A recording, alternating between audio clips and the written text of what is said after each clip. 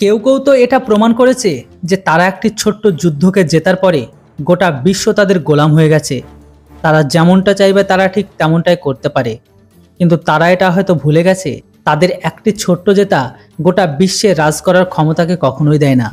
আজকে এটা এই কারণে বলছি, বাংলাদেশের শেখ হাসিনা সরকারকে ফেলে দিয়ে, তাকে দেশ থেকে তাড়িয়ে দিয়ে তাদের এতটা অহংকার বেড়ে গেছে যে তারা এখন সোজাসুজি ভারতকে আক্রমণ করার পর্যন্ত ধমকি দিচ্ছে। যে বাংলাদেশকে আজাদ করার জন্য ভারত 1971-এ প্রচুর সেনাবাহিনীকে বিসর্জন দেয়, কোটি কোটি টাকাকে নষ্ট করে, ইউরোপের সঙ্গে শত্রুতাকে পর্যন্ত করে নেয়, সেই দেশটাই আজকে ভারতকে ধমকি দিচ্ছে যে আমরা ভারতকে কখনো ছাড়বো না। আসলে বন্ধুরা, আমি এখানে কথা বলছি বিএনপি মানে বাংলাদেশ ন্যাশনালিস্ট পার্টি, যেটি এই সময় বাংলাদেশের সবথেকে বড় ডেমোক্রেটিক পার্টি। এই পার্টিকে বেগম খালেদা জিয়া লিড করে, যেটি 1991 থেকে শুরু করে 1996 সাল পর্যন্ত লিড করেছিল।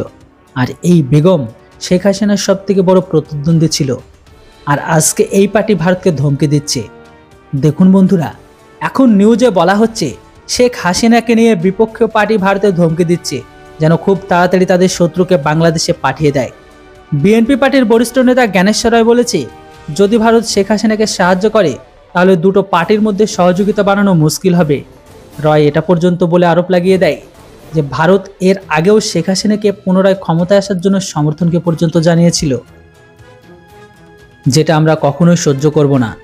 রয়ের বক্তব্য এটাও আছে যে ভারত শেখ হাসিনার সমর্থনকারী, ভারত সরকার এমন একজন গুণধরকে সাহায্য করেছে যার কারণে প্রচুর লোক তাদের প্রাণ হারিয়েছে। যখন নিজের জানমালের ভয় লাগে সে তখন ভারতে পালিয়ে আসে। তাই এমন মহিলাকে ভারতে থাকতে দেওয়া ভারতের এটা একদমই শোভা পায় না।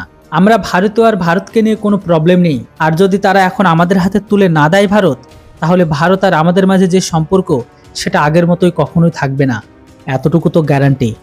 তাই ভারত সরকার এটার উপর জন্য সম্পূর্ণ বিচার করে। দেখুন বন্ধুরা, বাংলাদেশ ভারতকে এমনভাবে বলেছে যেমনটা বাংলাদেশ ছাড়া ভারত মরেই যাবে। রয়ের স্টেটমেন্টে এমনভাবে দেখা যাচ্ছে যে মনে হচ্ছে বাংলাদেশি ভারতকে পুষছে, কিন্তু আসল সত্য তো সেটা আপনারাও জানেন। আমি এর আগের ভিডিওটিতে বলেছিলাম যে বাংলাদেশ তাদের প্রতিদিনের ব্যবহার করা জিনিসের জন্য তারা সম্পূর্ণভাবে ভারতের উপর নির্ভরশীল। এত কিছুর পরও এদের অহংকার আকাশ ছোঁয়া হয়ে গেছে, মনে হচ্ছে তারা বড় কিছু অর্জন করে ফেলেছে। তবে আমি জানি না এই ধমকি বা স্টেটমেন্টের পরে ভারত সরকার কিভাবে রিপ্লাই দেবে।